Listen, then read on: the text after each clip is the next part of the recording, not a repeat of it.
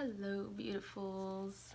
I am Nikki with One Cosmic Love, and today's video I'm going to be talking about death, suicide, walk-ins, and whatever else decides to come through. It's been really interesting to kind of like oscillate between like, do I do this video? Do I not do this video?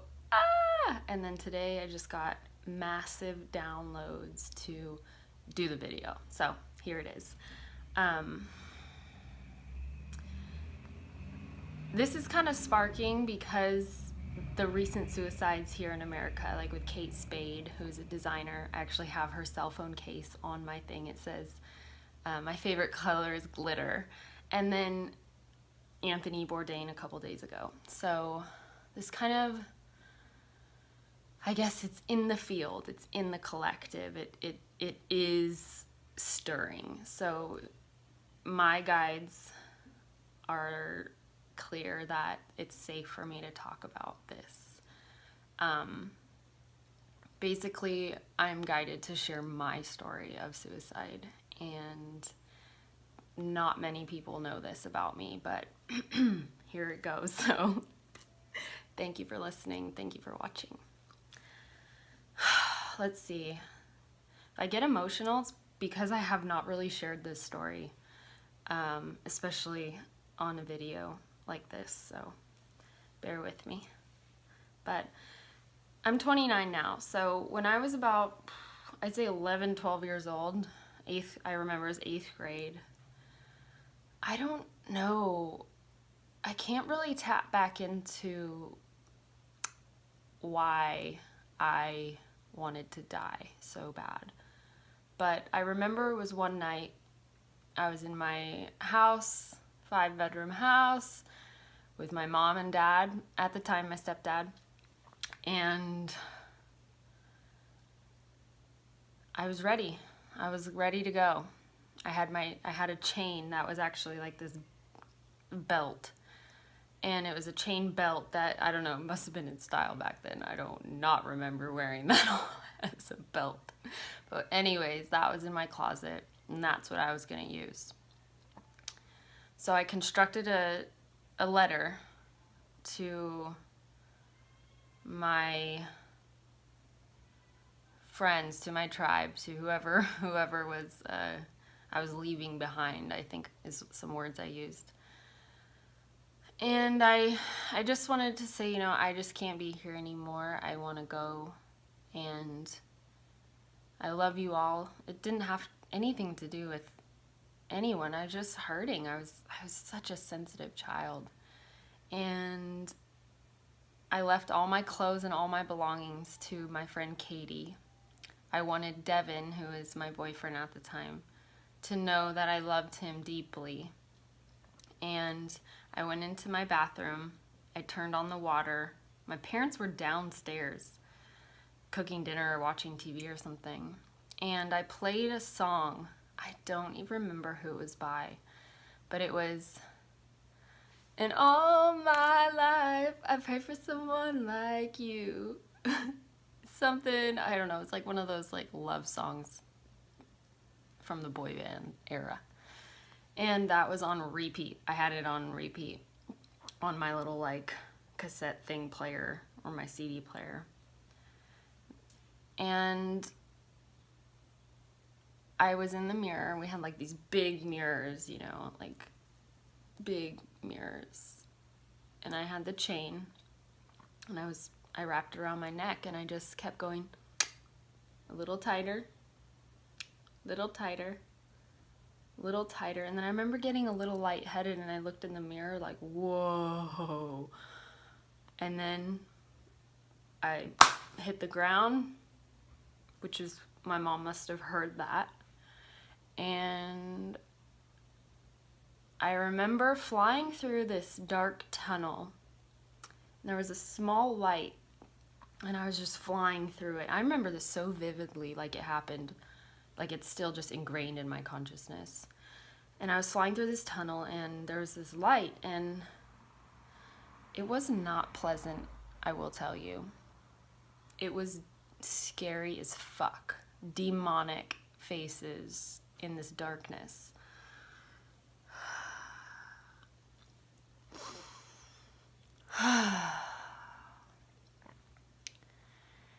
And I remember my mom, like somehow I came back a little bit to consciousness, and my mom busted through the bathroom door, and she was like, I just remember her voice like, oh my God, Nicky, what are you doing? And I remember like that jolted me out, and the chain is on my neck, so I can't breathe. I don't know how long I was out, to be honest. But I just kept pointing, like, get this fucking thing off of me, get it off of me, you know? So she finally gets it off, and I take a deep breath, and I'm just like, oh my God, and I think I just start bawling, and we're just crying in each other's arms, and I just was like, I'm sorry, I'm sorry, I'm sorry, and I felt guilty, I guess, as, you know, as a 12-year-old, it's like, whoa. So I remember like my mom calling my Aunt Nancy and my cousin, and they took me to the hospital. I had some bruising and like chain marks around my neck, and the hospital, whatever. It was a fucking blur. But I remember that night when I went to sleep that I was being tortured by this. I still had religious programming, so I was having a filter through religion. So like the demonic faces, to me that was demons. It was Lucifer, it was the devil. So at that night, I mean, I was sweating in my sleep, and I just kept seeing devil faces and the devil, and like something was trying to get me to the other side. Like, we almost had you. We almost had you. And I was just like, kept waking up, you know, 2, 3 in the morning. I remember just waking up and trying to go back to sleep, and waking up and just being tortured by this energy. And I remember never wanting to ever fucking do that again. But had to go to counseling, had to go to these like, what was it called? It was like this group suicide thing, and I remember these people being there. It was all girls my age at that time, and I remember going to the first one, and I just begged my mom. I was like, Mom, I promise I will never do that again. I'm not like those people. Like, I don't have darkness like that. Like, these people were like, had horrible lives, and like they were, you know, negative, and I was like, I'm not like that. Like, I don't know what came over me to want to die and write a suicide letter and like just be done with this place. Is now looking back, like, I was a highly sensitive, empathetic little like being in this third dimensional chaos. So my answer was, oh, just cross over and go to the other side. Well, you know, it's kind of like funny looking back now, because I'm so much more aware. I have my more clarity on my mission and why I'm here and why I stayed. So there's just a lot coming through. There's so much coming through just in the last week, 2 weeks. And let me see, I wrote some things down while I was kind of tuning into my spirit guides and seeing what needed to come through. But, you know, looking back, I'm like starting to ask myself some questions, because about a week or 2 ago when I was at work, I was I was just by myself and, you know, listening to some music, and I was alone. So then I had these thoughts come in. This was about a week and a half ago. It was the day Kate Spade died, or I found out Kate Spade committed suicide. And so I'm like sitting there, and all of a sudden I get these rushes of like, I want to kill myself. I want to die. I don't want to be here. And I'm like, whoa. Almost like observing those thoughts come into my consciousness. And I'm like, whoa. Am I really feeling this? Like, whoa, this is creepy. Not creepy, but like kind of weird. And then I kept tuning in, and I kept, you know, pondering those thoughts. and questioning those thoughts. Like, who are these thoughts? Whose thoughts are these? Am I picking up on a spirit? Am I picking up on Kate Spade? What the hell? And so I kept, and then all these memories came back from my attempt and my suicide attempt. I'm like, okay, spirit, just guide me in whatever, and the thoughts that came and the messages that came was, thoughts are energy. Thoughts don't just come from you. There's like a pool is what I see. It's like there's a sort of like a computer, like a mind, a computer, like a collective mind, and we can attract different thoughts depending on our vibration, depending on what we are attracting vibrationally in our frequency. That's why Nikola Tesla always said, if you want to understand the universe, think of frequency and vibration and energy. So I'm sitting there and I'm like, damn, this is fucking crazy. And just all these synchronicities were happening, and I kind of let it go. But then here it is coming back. So crazy. Okay, stay with me, bear with me. This is a lot.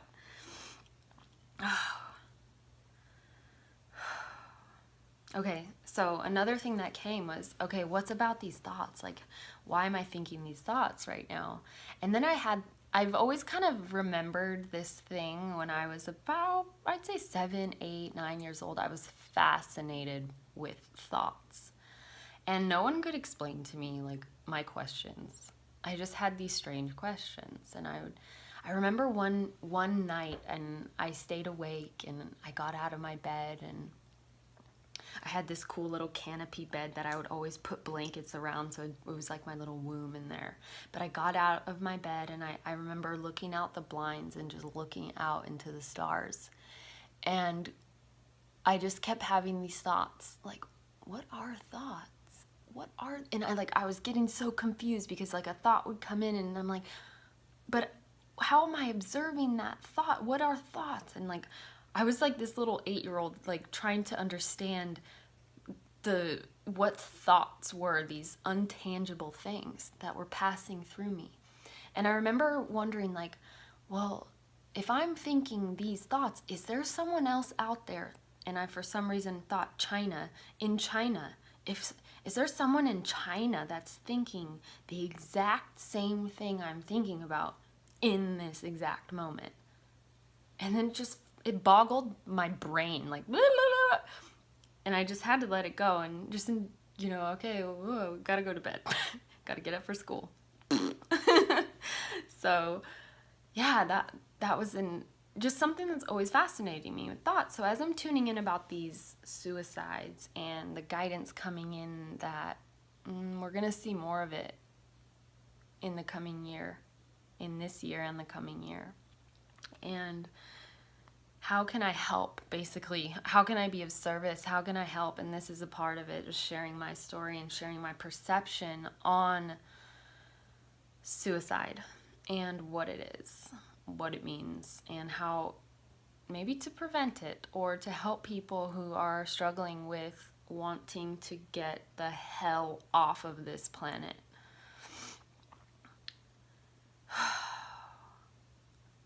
So the guidance coming through me strongly is that there's sort of a spiritual warfare going on.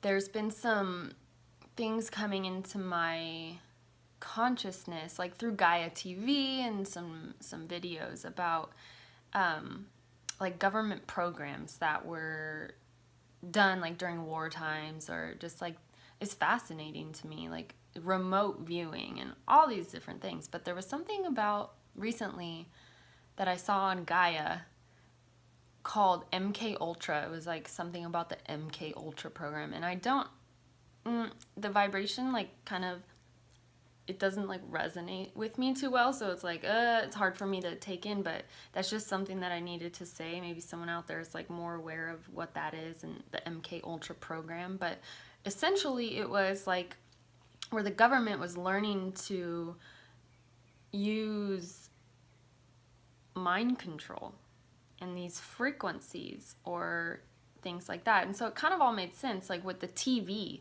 for instance, the TV programs. It's like what they're using are alpha waves. And alpha waves sort of, you know, when you're in an alpha state, things, I think, just kind of go in. It's like program. So, all of a sudden you're like, I want Cheetos, because you probably saw a Cheeto commercial, or children are watching it and they're like, Mom, I want Capri Sun, because they've seen a Capri Sun commercial over and over and over and over and over and over at these alpha waves. Yeah, so anyways, right now, like, there's no doubt in my mind that we're going through sort of a spiritual, unseen war going on for our consciousness.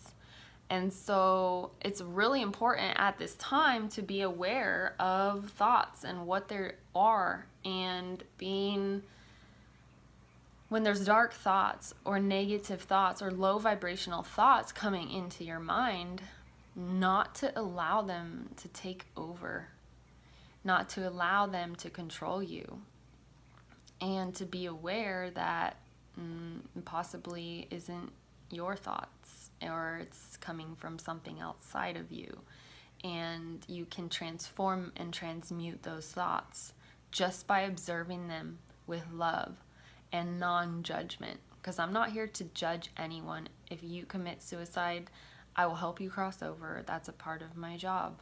I've helped many friends who have died in, like, kind of abruptly in my high school. So hello to anyone out there who's from Martin Luther King High School.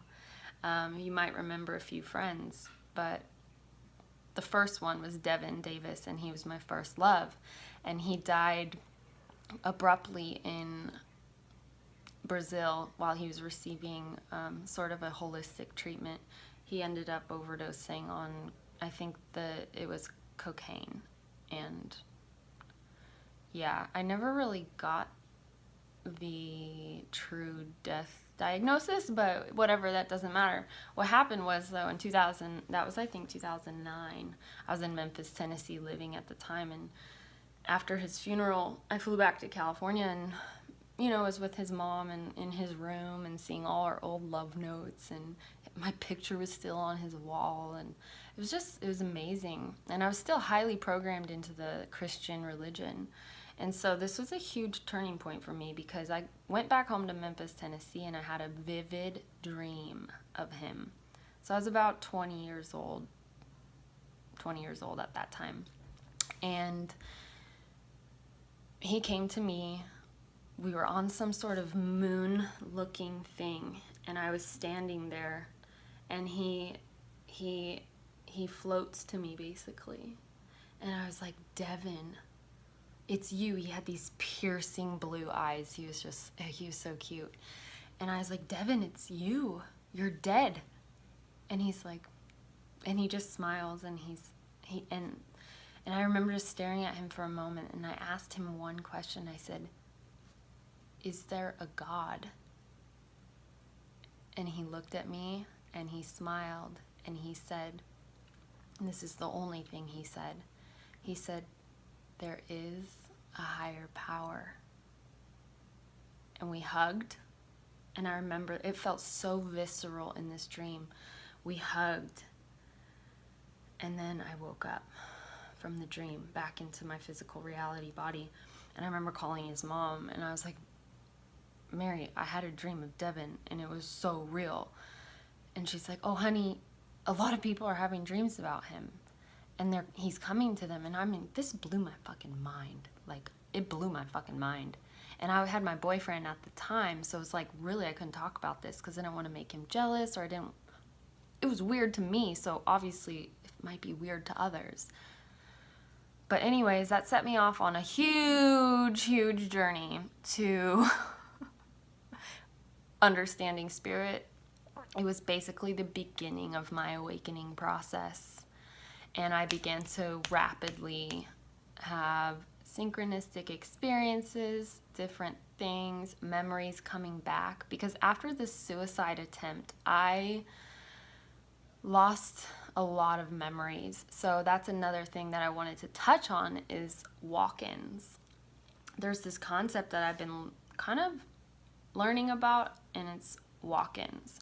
So I'm still learning, but my download is that sometimes, like if someone goes into a coma and comes out and they just all of a sudden know things, or it's like there's different kind of walk-ins, and there's these higher consciousnesses or higher beings, higher energies that can either take over, not in a possessive way because it's a complete agreement on a soul level, but it's these higher consciousnesses or fractal energies, light codes, you maybe call them, that come into this human. And this happened to me. I know this vividly because and you might lose time. I even had to ask my friend, my best friend from that era, about a year or two ago. We met up again, and I was like, you know what, Emily? I don't remember a lot of like my youth, like from after, like just a lot of my youth. I don't remember. I had to ask her, like, who was I? How did I act? What kind of shit did I say? Like, I don't remember anything really except some things, you know? And she's like, oh, Nicky. She's like, you never wanted conflict. You always wanted to avoid conflict. And I was like, And she didn't say much else. So, you know, I just didn't need to hear anything else. I was like, all right, whatever. Whatever I need to know will come back to me in time. But anyways, with the walk-in thing, whoever's out there that needs to hear that, and don't be afraid of it. It's nothing. It's just we're all starting to come online. Like us star seeds, earth angels, indigo rainbow beings. We're just starting to come online. These things are going to awaken us. These memories are going to awaken. These knowings that we have been sort of hijacked from, they're going to start coming back to us.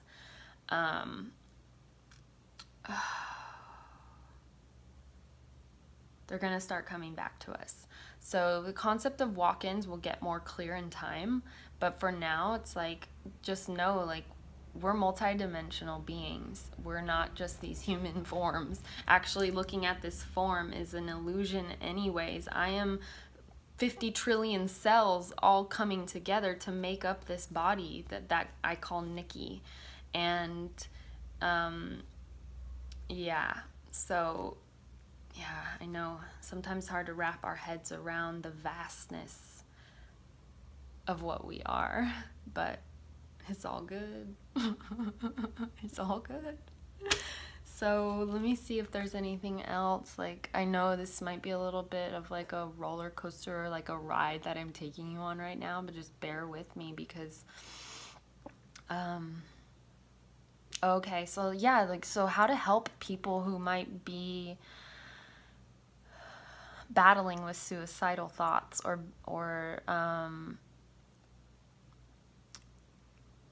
not wanting to stay alive here on planet Earth, because honestly, it's gonna get more interesting. Like, it's really gonna get more interesting. Like, as we get closer to the galactic center in our in our galaxy, in our solar system, it's like we're constantly moving. We're not just like some planet float. No, there's constant movement. It's amazing. It's a lot of energy. So as we get closer to the galactic center, as we move into this new age of Aquarius, of this new era of balance and light frequency, things are amping up. That's why, like, we're talking about these things. We're having these memories. We're learning unification and how to release our fears of the unknown. And because it's not going to let up. Like, we're just going to have to continue to open ourselves to the truth of who we are, to the truth of what is going on and what has been going on planet Earth.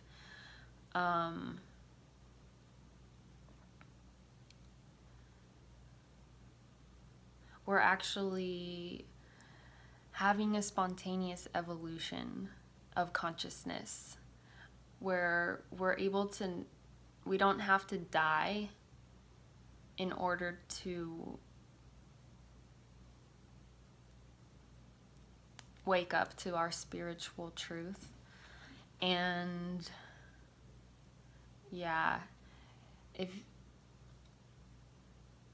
you can even, like, it's hard to say like how to help someone with suicidal stuff, because it's like, maybe just send them this video and maybe my story can inspire them, or they will get the codes, because it's not just me speaking, it's not just about my words. Sometimes like words can just be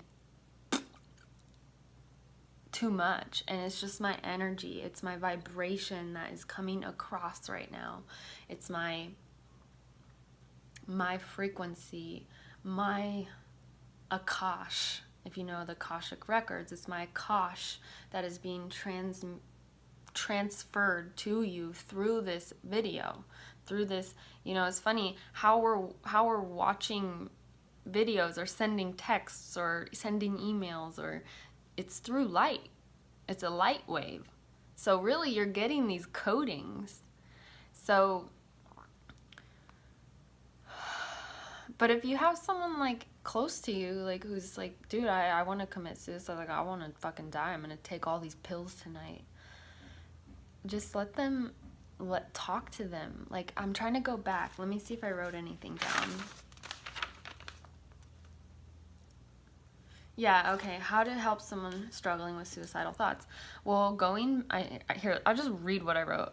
Going back, I ask myself, like, what did I need at that time? Like, when I was 12 years old, like, and I'm like, all right, I'm ready to fucking take off. I'm ready to just leave this body. Like, what did I really need? I think I felt super unseen. I felt unheard. Like, my needs, my emotional needs, like, they were just, no one cared. No one cared about that. No one cared about me enough to sit down and talk to me about these real things that I cared about, like animals and thoughts and nature.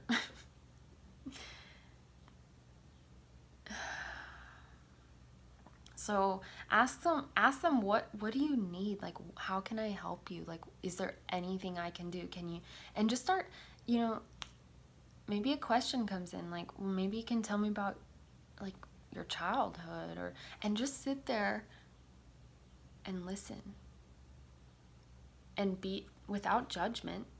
They don't need to be judged or told something. They just need to be heard. Just listen. Just listen. And ask them the right questions. Be interested in who they are.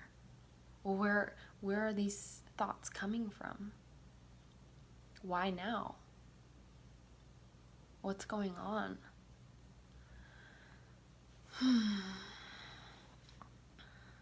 Like, what's hard for you right now?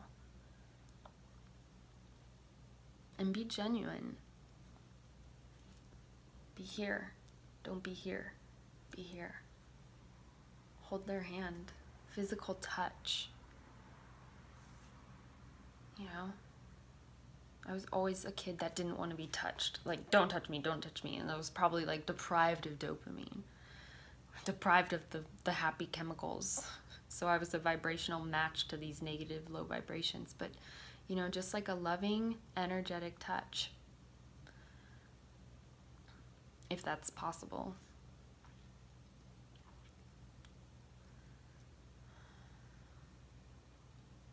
Kind of like go etheric a little bit. Be like, do you remember why you came here in the first place? Like, do you maybe remember like before coming into your mother's womb? Like, who were you? What were you? Like, start going deeper with them. Like, that's a way that you know? It might give them, maybe no one's ever asked them something that deep in their life, and that's exactly what they needed at that moment.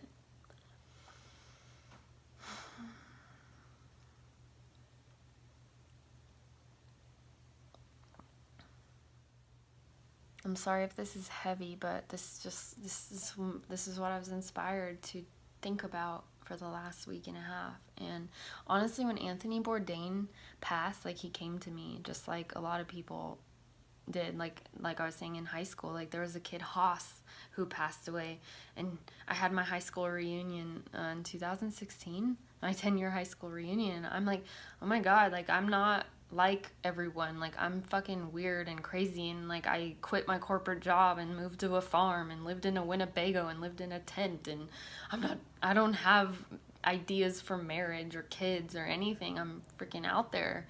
Oh well, I gotta be myself. I talk to angels. I talk to Jesus himself. He's my guide. I talk to animals. I talk to plants. I see ghosts. I see spirits. And yes, I help people cross over. And one of the kids in high school actually had an altar. His name was Haas, Eric. He had an altar up, and I was like, oh my god, like, I wonder if I'm ever gonna be able to talk about how he visited me in my dreams. And like, we hang out in dream time and like go on joyrides and driving in this car. I think it was his car. It was like a truck or something, but it was totally on the astral plane. And like, we would just have these conversations, and yeah, it was really interesting. But honestly, like, whatever, I'm coming out the closet. I'm coming out the spiritual closet, because this isn't the first time that I'm probably going to be talking about this. But this is just like, you know, scratching the surface. Also, another girl, Marina, she passed, and like, she's come to me before too. Devin, like I said. Another kid who actually shot himself. There was a lot of people from my high school that were actually there. He was playing I forget. I was actually about to go to this party, and then I got guided not to go, and he actually shot himself and blew his brains out, and his name was Nicky. That was a really hard one. Like, connecting with his energy was really, really hard, but I think he's in a much better place now. You know, sometimes when you have that kind of a death, like, you do get a little bit, some people think, oh, you just go right to the light. It's like, no, because your soul has like your soul still has a mission. Your soul's still learning lessons, and sometimes you go right back to source, but a lot of times, like, you're in the astral plane, and you still have to navigate your lessons and learn. It's kind of like a video game, and learn the levels. And a lot of times souls will come back to continue to help what's happening on planet Earth at this time. So, I mean, it's fucking fascinating. Like, it's fascinating. I didn't go to college. This is just things I've got from my travels in the other dimensions, and my guide. Funny, I pulled this card. It's Master Jesus, and oh yeah, look at that halo line, so perfect. Oh yeah. And then I pulled this card as well, the Holy Spirit. So yeah, and I've read a lot of books, and you know, and I'm a channel, like, I'm a conduit for energy to flow. So I've had to navigate. Sometimes dark energy does come to me. It comes to me for help. And before, I was scared. I was so stuck in fear for so much of my life. So stuck in fear. So like, I'd feel all this energy. I'd feel this darkness, when really it was just another soul that was coming to me for help, because I actually lived in Riverside, very close to the National Cemetery for veterans, or for, you know, people, veterans, yeah, the Veterans National Cemetery and the March Air Force Base. So it was like super interesting. Like, there was times like I would come home and I'd just have like a house full of beings, and I'm just like, what the fuck, you know, freaking I'd be freaked out, man. And then I just started to learn. I would take classes, like, all right, I need to figure this out, because like, I can't be having parties like this all the time. I'm alone, but I'm not alone. But yeah, that's a whole nother ball game. So I really hope that this wasn't too much, or like doesn't freak anyone out, but whatever. Sometimes we need to be freaked out to be questioning like our reality, like what's real and how do we be of service. Like that's really why we're here. We're here on planet Earth. It's such an amazing time. Like we are seeing so much happen. Like look at technology. Like when I was born, we didn't have cell phones.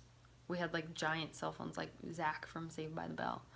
And I'm 29. Like holy crap, I can't imagine like what I'm gonna see with the kids coming in with full-blown like technological brains and whatnot. It's like, oh my god, I'm like a bridge. And I know that, like I know my mission now. I'm still going through so much upgrades, like my head's spinning. Like I still have like this, my everything is changing for me, and I'm upgrading and downloading so fast so I can be of service to others who are gonna be upgrading and coming online and having their ascension process as well. Like I'm gonna be here to help anyone who is going through their process and let them know like you're not crazy. I thought I was so crazy like when things started to happen to me that were like, and even my poor mom, like oh my gosh, she's like, what is wrong with you, what's happening? I'm like, I'm having Kundalini awakening.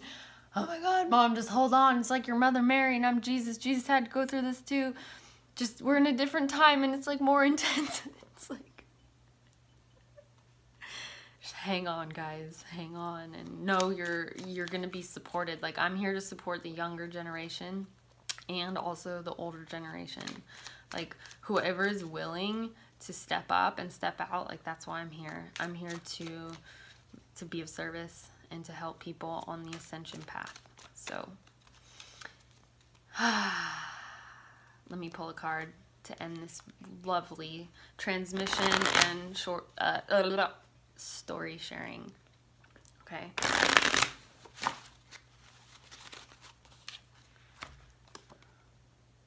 Interesting.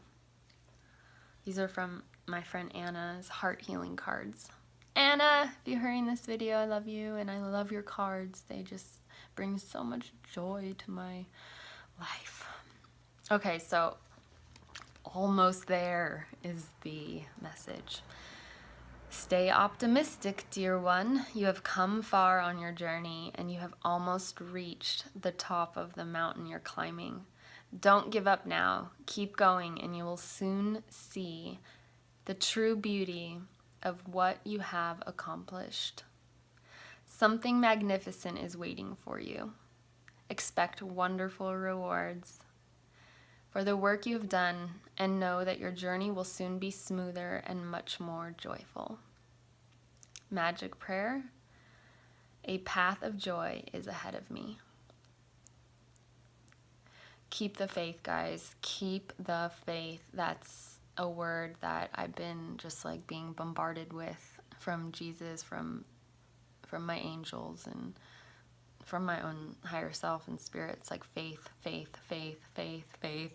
I even have this little bracelet that I always wear, and it's on my giving hand. So not everything is sort of intentional in my life. So just know, like, this is a wisdom bracelet. It says wisdom, and then this is some rose quartz, and that's unconditional love. So I know that I'm giving wisdom, I'm giving unconditional love, and I'm giving and keeping the faith for humanity, for Mother Earth, and for all beings.